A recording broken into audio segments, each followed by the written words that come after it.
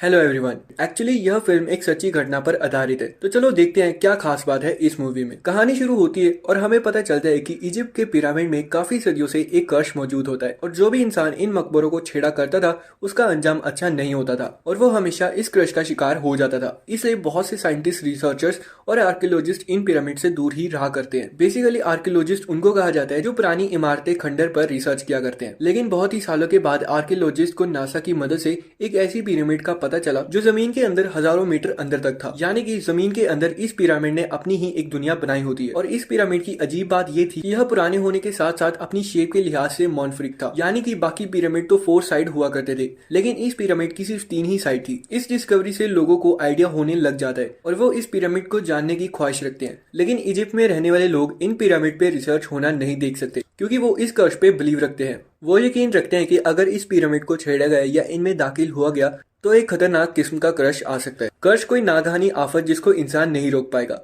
और इसी चीज को रोकने के लिए इजिप्ट में रहने वाले लोग प्रोटेस्ट करते हैं, सड़कों पर निकल आते हैं ताकि इन पिरामिड को ना छेड़ा जाए। लेकिन आर्कियोलॉजिस्ट की टीम साइंस पर बिलीव रखती है और वो अपनी गवर्नमेंट से इस चीज की इजाजत ले लेती है और आखिर इजाजत मिलने के बाद वो लोग पिरामिड के पास खुदाई शुरू कर देते हैं। बेसिकली इस आर्कियोलॉजिस्ट टीम में 5 मेंबर्स होते हैं और इस टीम को लीड करने वाले का नाम डॉक्टर माइल्स है। डॉक्टर माइल्स के अलावा उनकी बेटी नोरा भी इस टीम में होती है और बहुत से दूसरे मेंबर्स भी। ये पूरी टीम बहुत ज्यादा एक्साइटेड होती है और इनके पास एडवांस इक्विपमेंट भी मौजूद होते हैं। जो जमीन के अलावा इनके पास सैटेलाइट स्पॉट भी था जो कि नासा प्रोवाइड कर रहा होता है। अब खुदाई हो रही होती है। जब एक वर्कर खुदाई कर रहा होता है तो एकदम से उस पिरामिड के अंदर से एक गैस निकलती है जो कि जहरीली होती है। ये गैस वर्कर के मुंह और जिस्म पर आ जाती है जिसकी वजह से उस वर्कर की जान चली जाती है। इस वर्कर की मौत से बाकी वर्कर भी डर जाते हैं क्योंकि उन्होंने इस कर्स के बारे में सुना होता है और वो इस कर्स पर और भी यकीन करने लगते हैं और वो कहते हैं कि हमें इन पिरामिड से दूर रहना चाहिए। लेकिन डॉक्टर माइल्स, नोरा और उनकी टीम क्योंकि साइंस पर बिलीव करती है और वो ऐसे मिथ्स पर बिलीव नहीं करते और डॉक्टर माइल्स इस काम को आगे बढ़ाना चाहते हैं। लेकिन दूसरी तरफ इस वर्कर की मौत से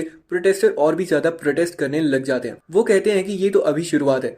प्रोटेस्टर किसी भी तरह इस काम को रुकवाना चाहते हैं और जिस तरह ये प्रोटेस्ट हो रहा होता है सिविल वॉर होने का खतरा महसूस किया जाता है। दूसरी तरफ अमेरिकन गवर्नमेंट के रिप्रेजेंटेटिव डॉक्टर माइल्स से ऑनलाइन बात कर रहे होते हैं। सीनियर डॉक्टर माइल्स को कहते हैं आपको काम बंद करना चाहिए और वापस आ जाना चाहिए क्योंकि अगर ऐसा चलता रहा तो इजिप्ट की गवर्नमेंट हमारा साथ नहीं देगी और जबरदस्ती काम बंद करवा देगी। तो बेहतर है कि हम खुद काम बंद करके वहां से वापस आ जाएं। ये सब सुनकर डॉक्टर माइल्स और उनकी टीम को बहुत बुरा लगता है क्योंकि उन्होंने एक एफर्ट की होती है, एक प्लान बनाया होता है और इस काम को अब छोड़ना इनके लिए कोई सेंसिबिलिटी नहीं बनती। खैर फैसला यह होता है कि हम इस काम को बंद करेंगे और वापस चले जाएंगे। लेकिन दूसरी तरफ हम देखते हैं डॉक्टर माइल्स की बेटी नोरा इस काम को छोड़ना नहीं चाहती थी। वो चाहती थी कि इस रिसर्च को पूरा किया जाए। वो किसी तरह बाकी टीम को कन्विंस कर लेती है और कहती है कि हमें कम से कम पिरामिड के अंदर जाकर देखना तो चाहिए कि ये बाकी पिरामिड से डिफरेंट कैसे है और क्यों ये इतना अंदर जमीन के अंदर तक फैला हुआ है। कम से कम हमें अंदर जाकर देखना तो चाहिए और टीम किसी तरह राजी हो जाती है। अब इस चीज को एक्सप्लोर करने के लिए ये एक रोबोटिक कार इस पिरामिड के अंदर भेजते हैं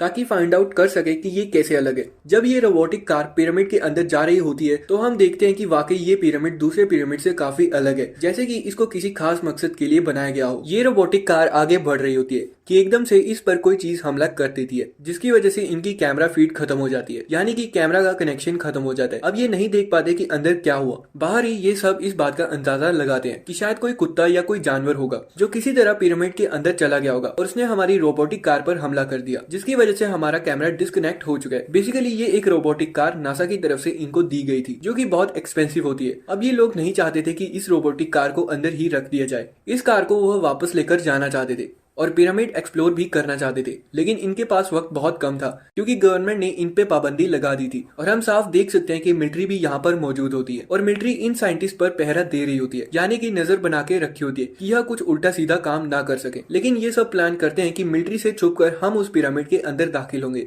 और अपनी रोबोटिक कार को वापस लेकर आएंगे। ये सब अंदर जाने की तैयारी करते हैं जिसका मतलब है अगर इनके साथ कुछ भी हुआ तो बाहर मौजूद किसी शख्स को पता नहीं चलेगा कि ये लोग कहाँ गए। अंदर जाने से पहले यह एक बारीक वायर को एक स्टिक के साथ बांध देते हैं और अपने साथ इस वायर को लेके जाते हैं। बेसिकली इनका मकसद होता है कि वापसी पर आते हुए हम रास्ता ना भूल जाएं और उस वायर के जरिए हमें वापसी का रास्ता आसानी से मिल सके। अब यह सब अंदर दाखिल हो जाते हैं। अंदर बढ़कर ये थोड़ा आगे ही जाते हैं कि इन्हें एक जैसे 3 रास्ते नजर आते हैं और एक रास्ता ऊपर की तरफ जा रहा होता है। इस ऊपर जाने वाले रास्ते पर पुराने जमाने की इजिप्शियन हथियार भी पड़े होते हैं, यानी कि ये वो वेपन थे जो इजिप्शियन पुराने वक्त में इस्तेमाल किया करते थे। और यही बातचीत करते हुए नोरा को ये बात पता चलती है कि उसके फादर यानी कि डॉक्टर माइल्स, उनकी वायर टूट चुकी है और ये बहुत परेशानी की बात है। उसी तरह के 3 रास्ते और भी वहाँ पर मौजूद होते हैं और अगर यह वायर कट चुकी है तो वापस जाने के लिए उनके लिए बहुत बड़ी मुश्किल होने वाली है। बेसिकली वो वायर सिर्फ डॉक्टर माइल्स ने ही अपने साथ अटैच की होती है, क्योंकि उनकी वायर अब टूट चुकी है। तो अब इनके पास कोई क्लू नहीं है कि हमें किस रास्ते पर वापस जाना है। खैर, ये तीनों रास्ते की तरफ आते हैं और इन तीनों रास्तों पर डिफरेंट किस्म के सिंबल्स बने होते हैं। ये सब चांस लेकर एक रास्ते की तरफ चल पड़ते हैं, पर ये काफी देर तक उसी रास्ते पर चलते रहते हैं, लेकिन इन्हें कोई रोशनी नजर नहीं आती, जिससे इनको पता चल जाता है कि यह रास्ता जो हमने पकड़ा है ये बिल्कुल गलत है, बल्कि ये बाहर की तरफ नहीं जा रहा होता, बल्कि ये तो पिरामिड के अंदर दाखिल हो रहा है। और चलते चलते एक ऐसी जगह पर पहुंचते हैं जहाँ पर एक बड़ा सा होल था और वहाँ पर इन्हें अपनी टूटी हुई रोबोटिक कार भी नजर आती है। और उसी वक्त उस होल की छत से पत्थर गिरने लग जाते हैं, जिसकी वजह से जमीन टूट जाती है और ये सब लोग भी नीचे की तरफ गिरने लग जाते हैं। इनका एक साथी भी जख्मी हो जाता है। डॉक्टर माइल्स, नोरा और इनकी टीम अपने साथी को निकालने की कोशिश करते हैं, लेकिन नाकामयाब रहते हैं। डॉक्टर माइल्स प्लान करते हैं कि हमें अपने जख्मी साथी को किसी भी तरह बचाना होगा और इन्हीं का एक टीम मेंबर ऊपर चढ़ रहा होता है कि सामने से एक जानवर आता है और उसको अपना पंजा मार कर जख्मी कर देता है, जिस वजह से ऊपर चढ़ने वाला टीम मेंबर जख्मी होकर नीचे गिर जाता है और सोचते हैं कि शायद हम बुरी तरह से इस खंडर में फंस चुके हैं। यहीं पर इन्हें एक पत्थर से बना हुआ दरवाजा भी नजर आता है। क्योंकि यह एक आर्कियोलॉजिस्ट टीम है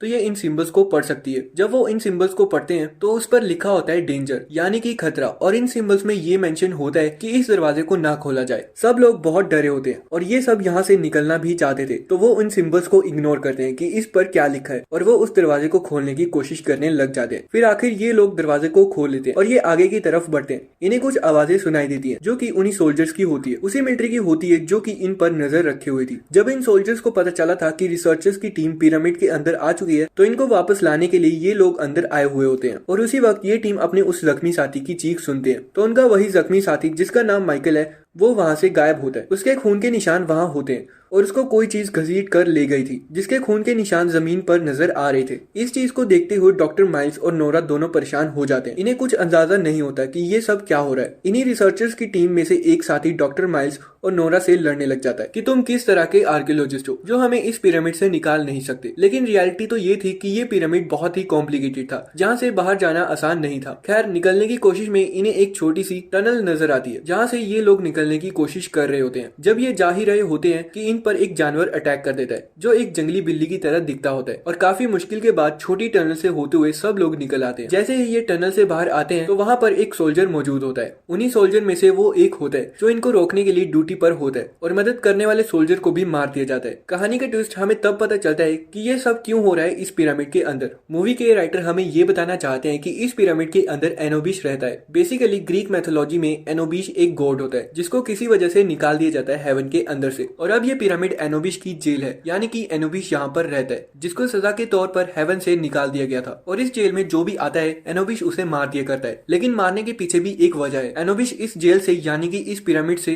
तब ही निकल पाएगा जब वो एक ऐसे इंसान को ढूंढ लेगा जिसका दिल और उसकी सोल यानी कि उसकी रूह दोनों बैलेंस में हो। वो इंसान नेक हो। जिस दिन एनोबिस को ऐसा इंसान मिल गया तो वो अपनी सजा से आजाद हो जाएगा और इसीलिए वो हर इंसान को मारकर एक तराजू में रखता है। तराजू की एक साइड पर दिल और दूसरी साइड पर उसकी रूह को बैलेंस करता था ताकि उसको मालूम हो सके कि ये इंसान अच्छा है या बुरा, क्योंकि अब तक जितने भी लोग इस पिरामिड में आए हुए होते हैं वो सब बुरे होते हैं और एनोबिस अभी तक जेल से यानी कि पिरामिड से आजाद नहीं हुआ होता है। और आहिस्ता आहिस्ता डॉक्टर माइल्स और उनकी टीम के तमाम मेंबर्स इस पिरामिड में मरने लग जाते हैं। एनोबिस डॉक्टर माइल्स को भी मार देता है। जब उसकी रूह और इसके दिल को बैलेंस किया जाता है तो एनोबिस इनको भी नेक नहीं पाता और एंड में हम देखते हैं डॉक्टर माइल्स की बेटी नोरा जो रोशनी के बहुत करीब होती है, यानी कि इस पिरामिड के टनल के बिल्कुल एंड में होती है। लेकिन जब बिल्कुल बाहर जाने वाली होती है तो उसे एक लड़का वहां दिखाई देता है। वह एक कम उम्र का लड़का होता है। नोरा बहुत थक चुकी होती है, वो बहुत मुश्किल से आगे बढ़ रही होती है। शायद वो लड़का उसकी मदद कर रहा होता है बाहर निकलने के लिए, लेकिन उसी वक्त एनोबिस आके नोरा और उस लड़के को भी मार देता है और कहानी यहीं पर खत्म हो जाती है। आई होप आपको यह हॉरर मूवी देखकर अच्छा लगा होगा। अगर आप चैनल पर नए हो